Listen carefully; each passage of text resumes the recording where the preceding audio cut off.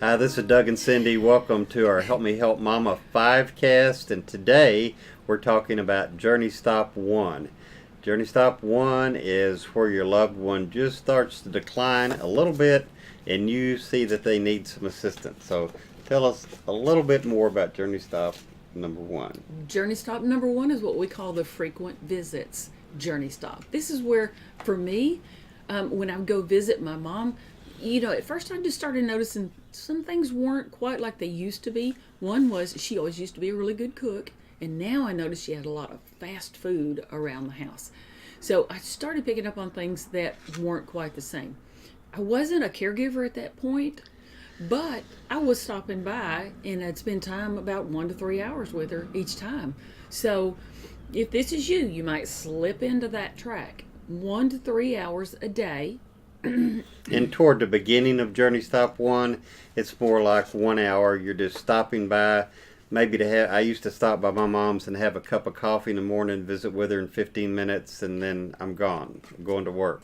Maybe I stop by at home, or stop by her house on the way home and do the same thing. And at first they're just visits, and then you're noticing mom's needing a little more.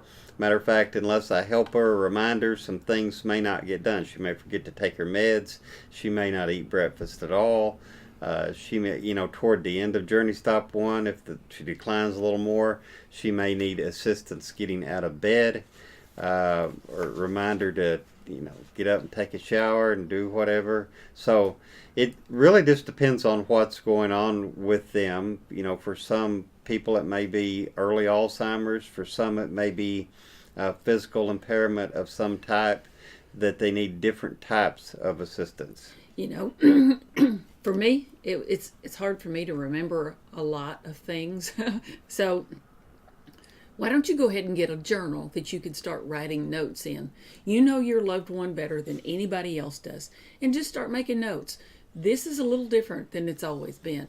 It may be time to start talking to them about that if you think it's of a concern.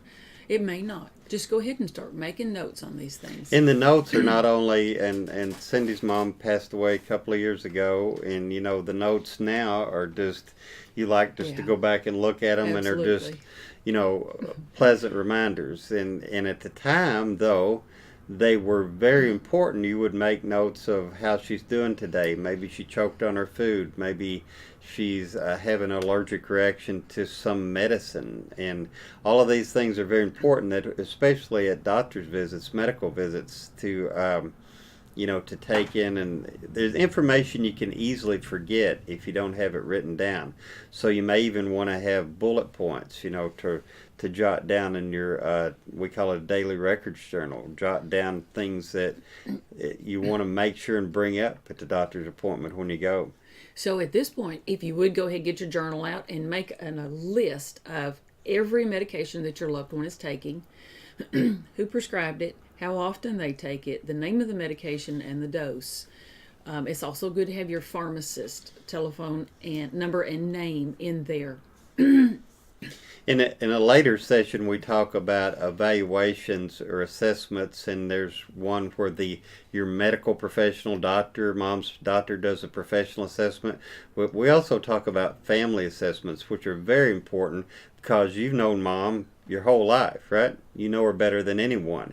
And you notice what you're looking for is maybe changes, things that she used to be able to do easily and now can't do is easy. Cindy's mom used to be a great cook, but as she started declining some, then it was just a lot of trouble and it was harder for her. And we didn't know at first that she may be forgetting some ingredients or forgetting how to put all of this together. So notice changes like this. These leave clues. One more thing I want you to do is look around the house and notice anything that might be unsafe, such as little small area rugs. That is a very big issue, which can cause falls. We're going to go over a lot of information for you. We're going to tell you what to look for, how to look for it, how to assess it, and the impact that's going to have in helping you prepare a plan for your loved one. So we've been talking about Journey Stop 1, which frequent visit stage 1 to 3 hours a day. Next time we'll be talking about Journey Stop 2. Thanks for joining us today. We'll see you in the next video.